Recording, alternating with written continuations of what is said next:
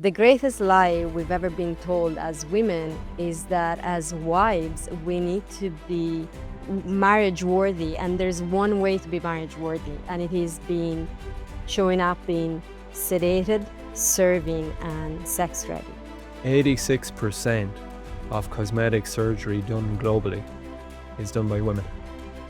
Men are creeping up there.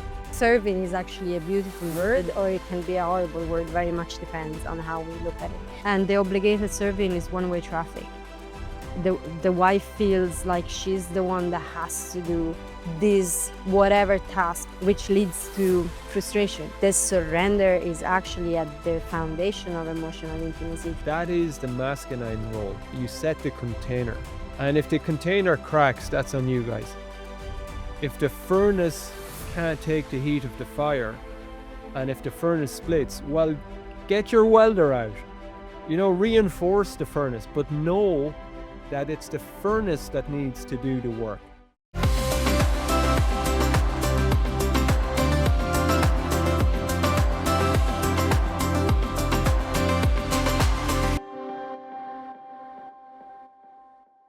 Hello and welcome to the He Wants, She Wants Marriage podcast.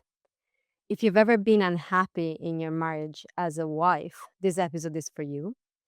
And also as a husband, if you are here looking for ways to support your wife in being happy in your marriage, this episode is for you.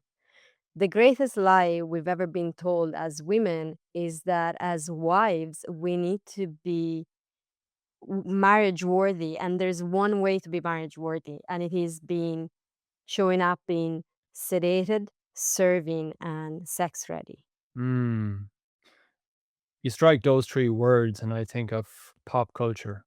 There's the Marvel film franchise, which is the single most successful film franchise in the history of Hollywood. So the power of influence is there. But think of, was it Pepper and Iron Man, just Tony Stark's, and then there's Hawkeye and his wife. I mean, they both of those women, and they're in that series. They are the wives. They're the life partners, and they embody those three characteristics completely. I mean, Pepper is literally the servant. She is the servant. She's the one like, oh, I take out the rubbish. She has that line with one of his earlier partners, I take out the trash. So she's constantly there. Sex ready. It's like always prim, proper dress, lovely makeup, hair perfect. It's like, so it's the sex ready. It's always there for him, always there at a time of need. And then sedated, I mean, just Tony Stark's. I mean, calling that man to account would be a good thing.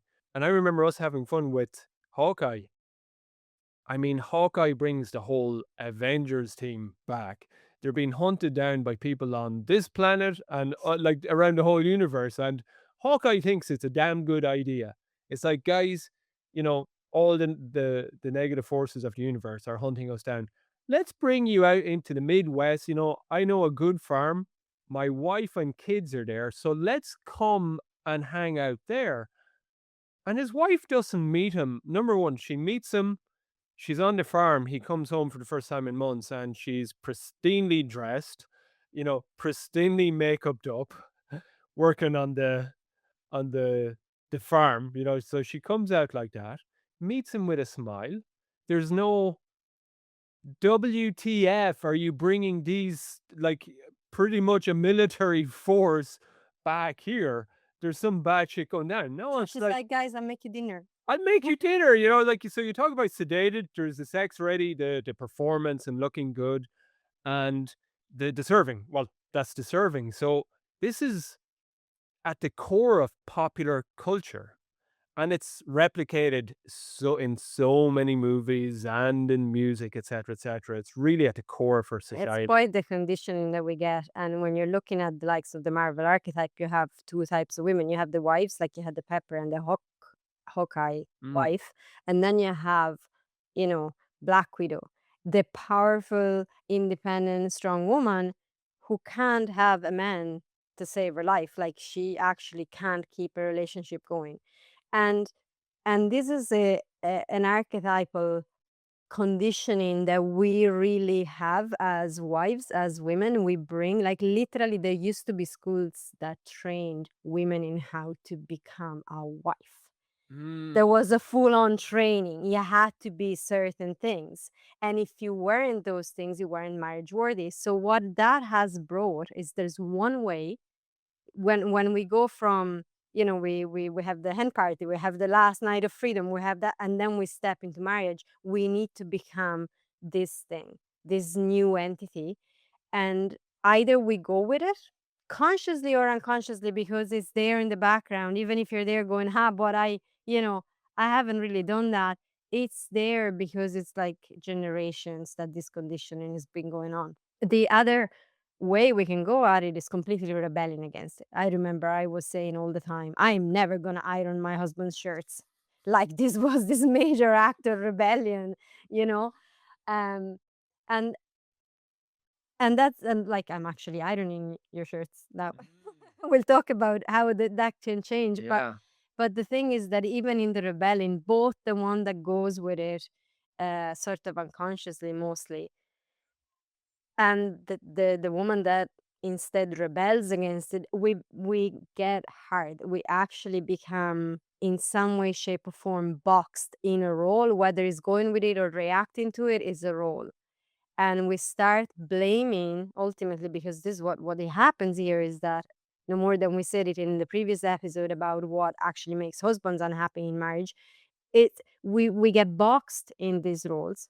We need to be sedated, we need to be serving, we need to be sex ready. Like, I mean, this is everywhere. If I'm not sex ready, he's gonna go somewhere else. If I'm not serving, he's gonna complain. There's just all this Mm. conditioning. um we become boxed, and that is the source of unhappiness. Being boxed in a role and not being able to actually expand, and not being able to be yourself, not being able to explore what there is to marriage, which is much, much more than being those three things. And in this, we want to move from this conditioning to go into actually consciously bringing forward different traits. Yeah, like the tricky thing, just it's to underlie a principle for everybody listening in, because when you get this one principle into your nervous system, there's a million aha moments that come with it. Your body is transmitting a message that is evoking a response, and our body transmits our subconscious messages with 99.9% power of influence, and our conscious. So you might say to your husband, "Oh, like I need more appreciation," or whatever. You can your conscious mind in arguments, and you might think. So a lot of women listening in might think and believe, no, well, that doesn't really relate with me. And it's the making an enemy with your partner, making an enemy of your husband, and the subconscious beliefs will transmit a message in the body and evoke a response, and it will seem really, really convincing that it's your husband that has put you in the box. That's really tricky. The episode before, the same, well, albeit the husband's version of it, the conditioning is and makes the husband believe that it's their wife that put him in that box. It's really important to get that subconscious belief out in the open, and how it's so tricky because it creates enemies. And it's, yeah, let's go to the solution, to go beyond that perception that um your husband is the enemy. Yes, so we're going to look at the three things. We said sex ready, serving, and sedated, and kind of go into what's the conscious version of that. Yeah. So there's the first one, sex ready, an explosive term, but it's like it's really good to get that term there. So the condition one is sex ready, and then the conscious shift is into wives becoming sensual. Hmm. Take us deeper. What are you meaning with that distinction?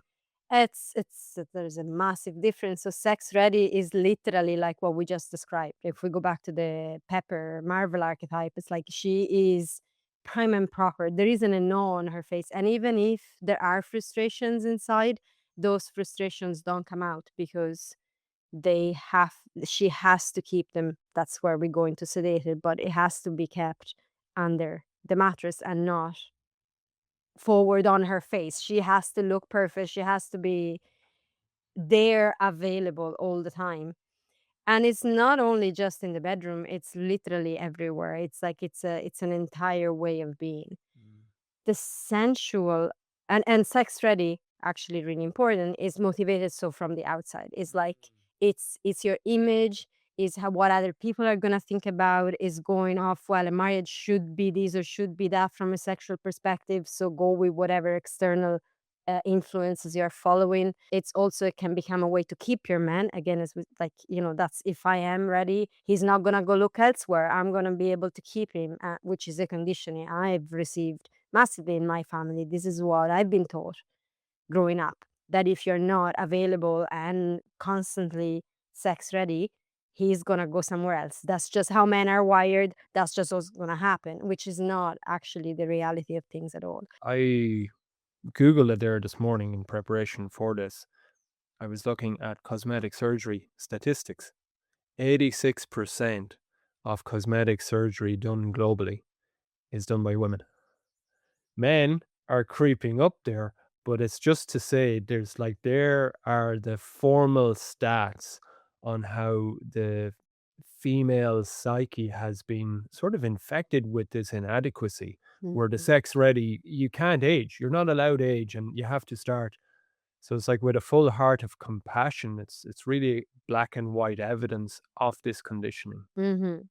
Sensual is a different thing. Sensual is like literally leaving your body for this wonderful, uh, I want to say machine, but that's actually a reductive word again. It's like this organism that allows you to feel sensations into everything that you're doing in life. And that is in intimacy, of course, with your partner. It is in what you're eating. It is in what you're doing when you're doing something you're passionate about. It is in everything. It's a being alive in your body and living your body as an experience, as opposed to living your body as this thing that you have to keep perfect all the time. So it's drastically different. And when you open to that sensuality, I mean, it's no surprise. I know you were talking about statistics. We always laugh in our and even at home with the girls as well, like the statistic of the fact that when asked, what would you prefer to women? When asked, what would you prefer, an orgasm or a bar of chocolate? And 90% of women will go absolutely a bar of chocolate. I get it, because to actually achieve, we all crave that sensuality, and to achieve a little bit of it, we need a full bar of chocolate, because also, because of this being sex ready, sedated, and serving, actually the real fire in the relationship is not gonna be there long term. Mm. Clearly, I would go for the bar of chocolate with this basis and with this conditioning. I get it, how we end up making that choice. So the sensual is really getting into the body and enjoying it for the sake of the enjoyment of it without any asking permission from your husband or the external world, enjoying it. We shift to the second one. So there's serving, but there's that distinction you're bringing in, which is obligated serving versus devotional serving. Where's that? I pick up your breath there. It's just like, Yeah. yeah. It's completely different. Like we couldn't get a different word. Serving is actually a beautiful word, or it can be a horrible word. Very much depends on how we look at it. And obligated serving, it's like it the obligation there. There's like a feeling of you have to perform, you have to serve, you have to show up in a certain way, whatever the version of it is. It could be like, I know I have apologized if I haven't cooked what I thought was a worthy meal, at times, and then you've told me, why would you apologize for that? But that element of being obliged to do it, feeling guilty if you don't do it right. There is a right way to show up and a wrong way to show up, and the obligated serving is one way traffic. The wife feels like she's the one that has to do these whatever tasks, and you may be going with the stereotypical of being at home and doing the cooking and the things, maybe, or you may be going with different, maybe you're working and you're, but still that obligated serving is there in the background, so no matter what your lifestyle is. which leads to frustration. All of these things actually cyclically will lead to frustration.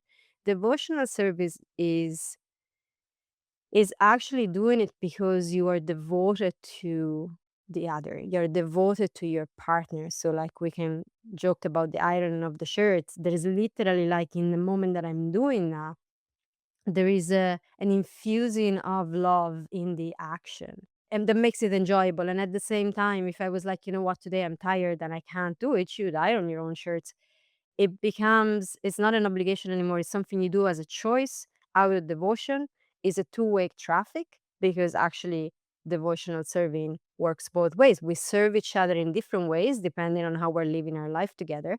But it's a both-way traffic. And one element of the obligated serving is that servants are quiet. They do not speak. A good Sort of like servant, the if it's you're like going, the Downton Abbey style thing where they just come in silently, and unless you're the head, what was there was Carson was the head butler, and who was Miss Hughes? Mrs. Hughes. Yeah, they only they were allowed to speak, and only at very Precise moments, precise yeah, yeah, moments. exactly. So as with that obligated serving, you don't really have a right to speak to a degree. You can have those outbursts of frustration when it mounts up. Like there's certain times of the month we all know it all comes out, or things like that. But in general, you're quiet. Where in devotional serving, the feedback that you give your partner is actually serving. When you're speaking to your partner from the things that you would like, and we spoke about it, we talked about criticism, toxic criticism in previous episodes, go check them out, how not to criticize and how to give feedback and all of that. But every time that you speak that way, you own your needs, you speak where you're at, you speak about changes that you would like to your partner, you're bringing richness to the relationship, you're bringing a gift. So that is part of devotional serving. It's not just being quiet and invisible and just making the meals and like Pepper, bringing out the trash, but then moving out of the room as Tony Stark is having his whatever planning or things that he's the one that's doing the really important shit in the world, and she's just invisible. That's not what devotional serving is Yeah. about. One really important part for me when I think of our dynamics and witnessing you're going from that obligated service conditioned by your mom and your granny and society. One powerful shift has been in your devotional serving. Part of that is a counterbalancing devotional serving of you, of your body, of your nervous system, of your absolute human right as a wife, as a mother, as a human being in our home to go, I'm taking a rest. Hey, I was planning on going outside in the garden, but what I'm really needing is, X, Y, or Z. I'm going to have some time to myself.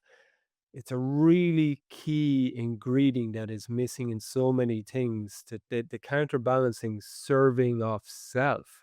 That's so important. And yes, when you are tapping into sensuality, so you're tapping into experiencing your body in a different way, and you're tapping into devotional serving, you are gonna start having you have to have this relationship with yourself that allows for that.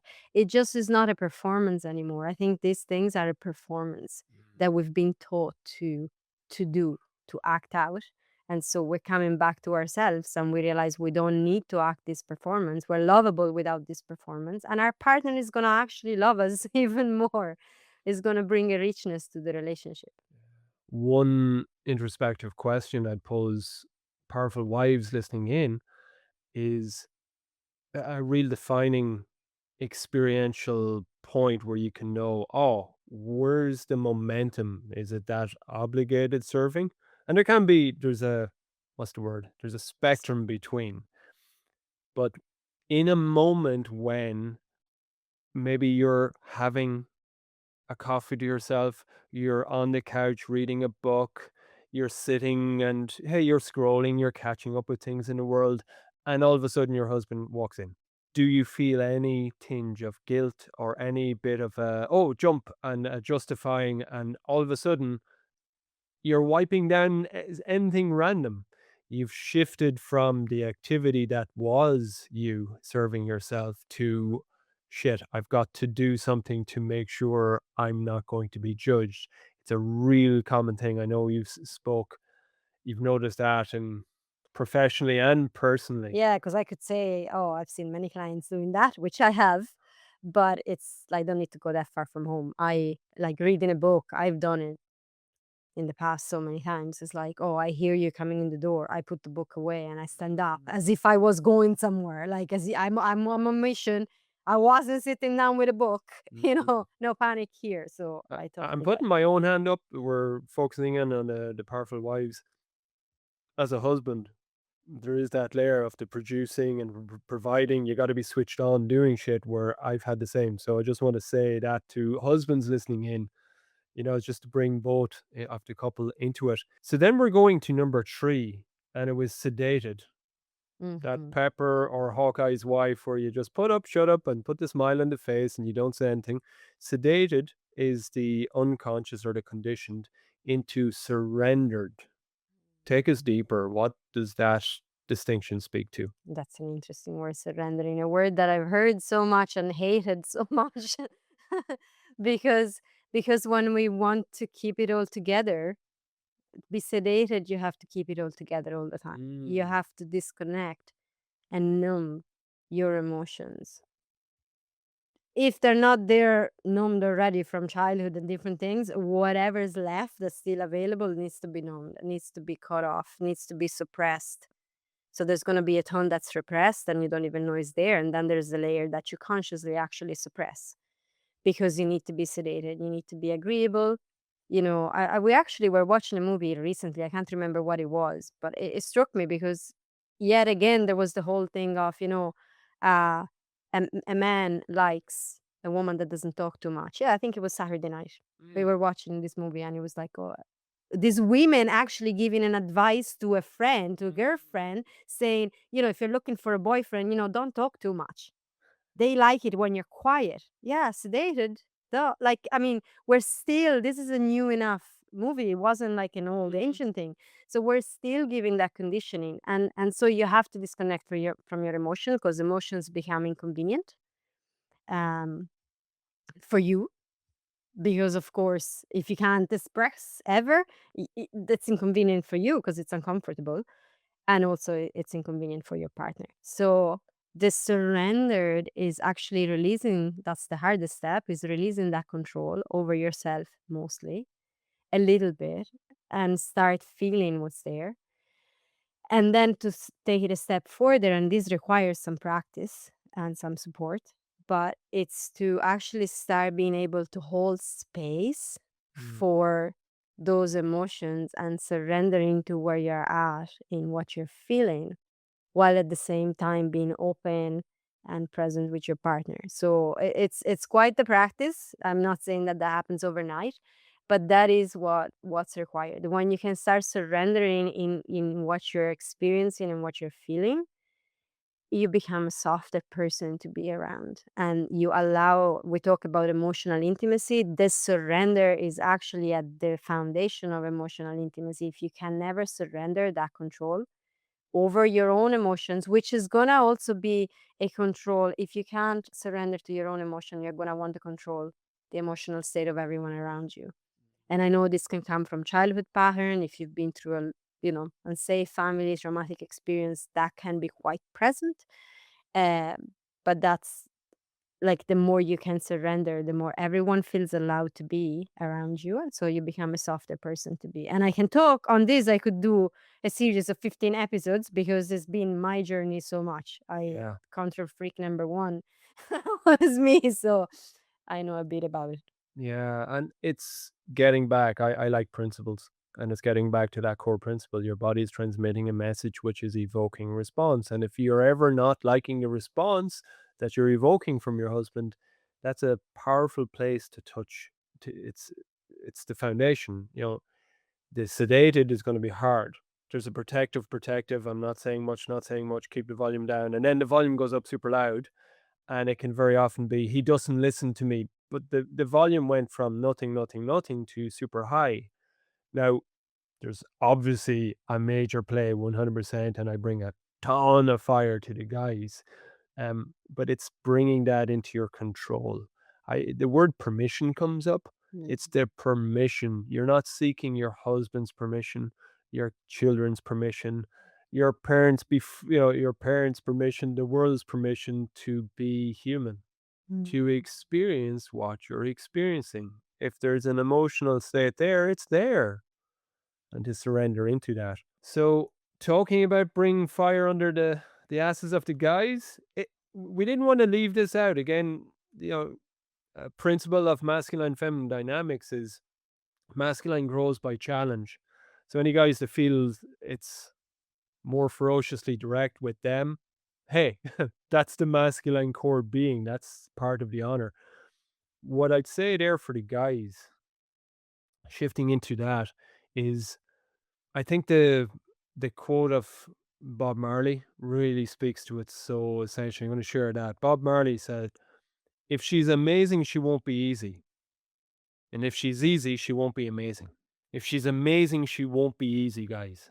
And amazing, in our words, she's bringing her sensual self. She's bringing the devotional serving. She's like really powerfully loving you with her service. And she's surrendered into the full heat of her emotional body. And she's not going to hold that back. So if she's amazing, she's not going to be easy.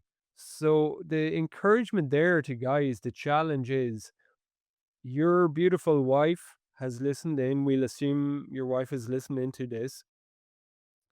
And there's a part of her going, yeah, that wild, untamable, unboxable, unpredictable part is like knocking on the door going, let me out. They're speaking to a part of my heart and soul that wants to live with passion and on fire and be surrendered, etc., etc.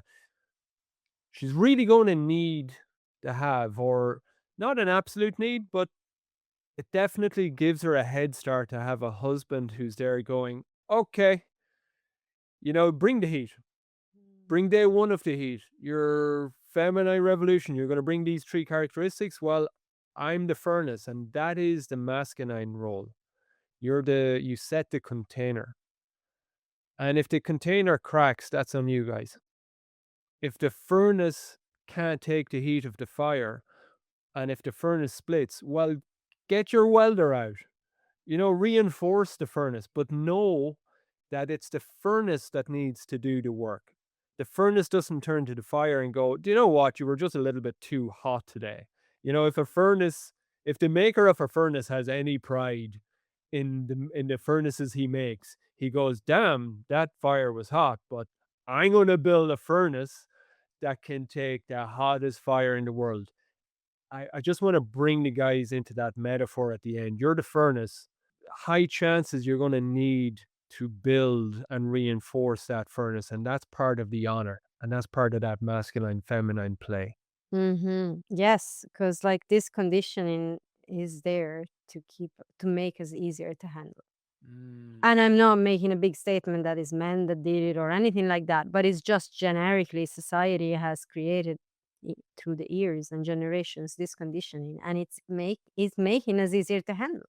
Then with the occasional outburst because now we're breaking free a little bit, and so we have these moments where we're letting it all loose, and so we just get emotional all of a sudden, and we get angry all of a sudden, and we start yelling. As a woman, if you're as a wife, if you're listening in and you're like, yeah, well, yeah, I sort of go good for a while, and then I have these moments where I reach the top of the frustration and I just have to let it out.